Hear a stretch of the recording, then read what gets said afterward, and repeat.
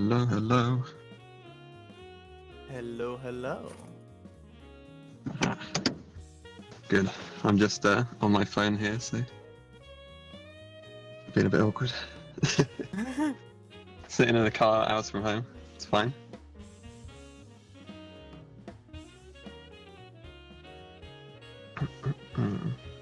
All right. So, Yeah, what's going on? not much.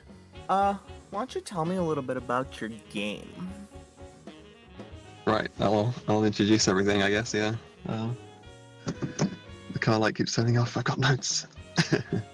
So hi, I'm Pho, and I'm a runner of Master System and various retro games. But for this event specifically, I'm going to be speedrunning Sonic 1, the original, for the Mega Drive because I live in Europe, but I guess for the Genesis if you're in America.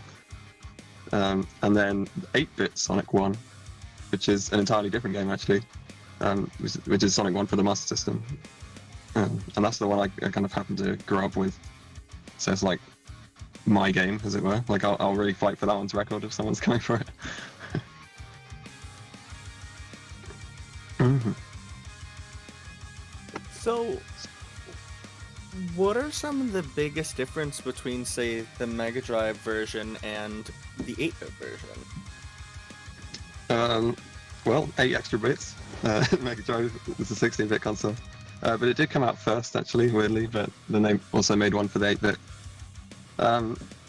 It's just completely different level layouts. There's no similarities between level layouts. Like the 16-bit one that everyone probably knows better has loops and stuff, whereas 8-bit ones has like big ramps, no loops, and like bridge zone, jungle zone, and I know some other zones that don't feature in the normal one, in place of like spring yard and stuff, which aren't in the 8-bit one. So I do like the 8-bit one. The big difference in the gameplay is it's more kind of Mario-esque for the 8-bit one because you in 16-bit one there's specifics like when you roll you can't control Sonic anymore, and there's all these slope physics where if you ever played Sonic and you try to run up a slope and it slows you down and it gets really annoying. Where in the 8-bit one, wherever you jump, it's always the same and it's much simpler kind of physics. That makes it more optimized because there's kind of less control. I guess that makes sense, yeah. I do have the world record for both games, just to just to throw it out there. The any percent records, which is incredible to me, especially for the more popular 16-bit one, and which has been basically like all I've been doing for the last couple of weeks, just streaming, playing Sonic 1, the original, because I got the record literally like two nights ago, and it's the first ever sub 10-minute in-game time. So. I'm hoping that is a fairly big achievement. There's some controversy over it, but I won't go into that at the moment. But yeah, sorry to brag about it, but yeah, I've been working hard for it recently. Just letting people know that it's hopefully world record level play in the for the run on the 13th. Yeah.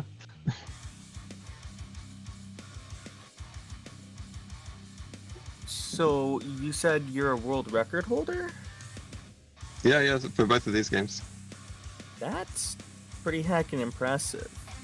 Thank you. Honestly, I can't imagine what it must be like being a world record holder.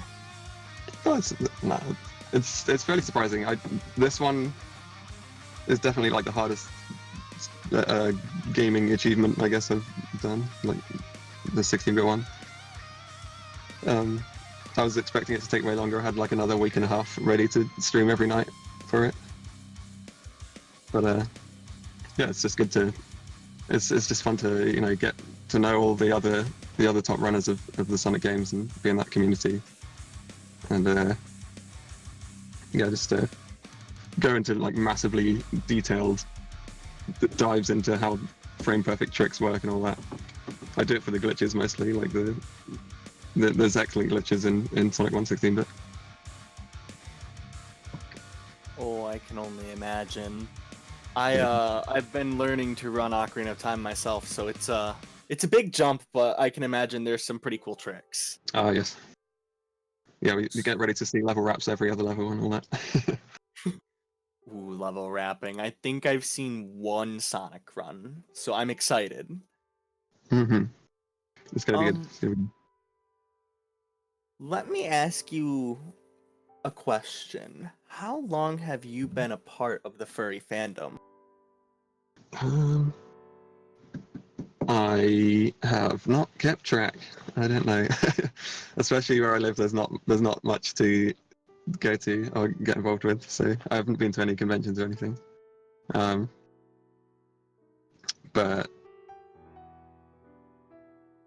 at least since I like started uni 4 or 5 years ago, and I do have a suit, so I guess I can't avoid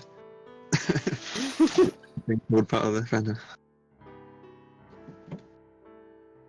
So, is there anything you would like the viewers to know about your run or about you?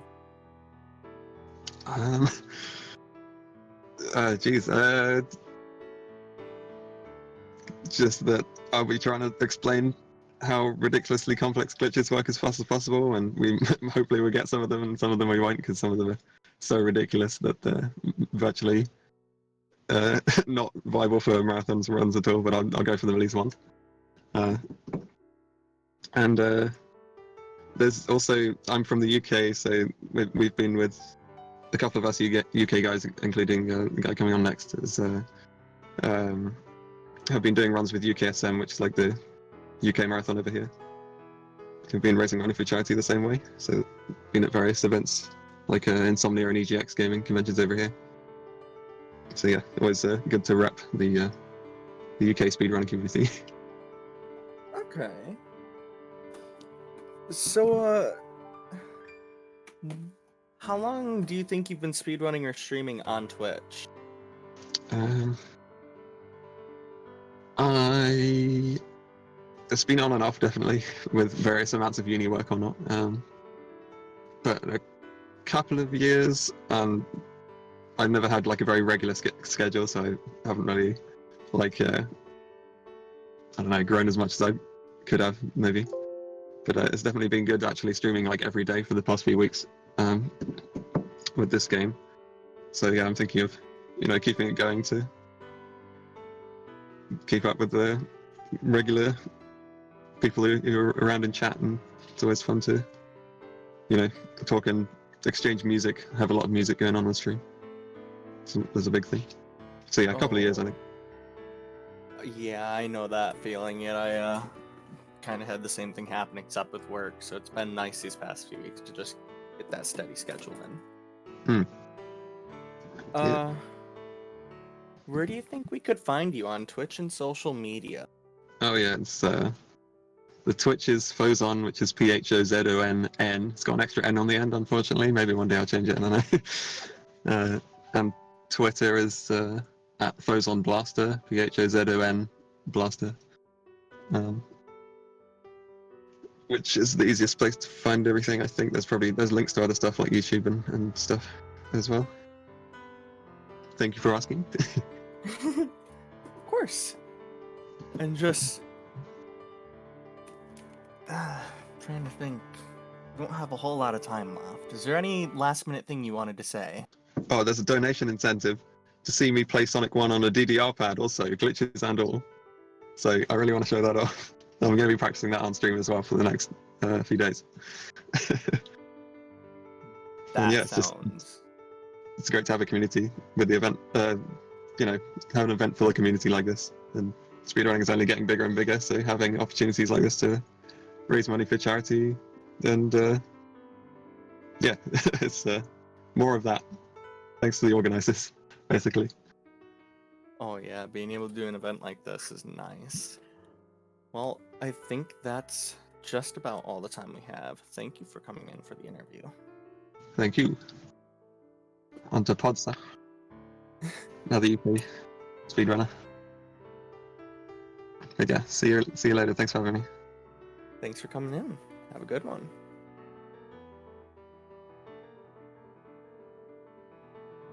That was Phozonn, the runner of Sonic the Hedgehog.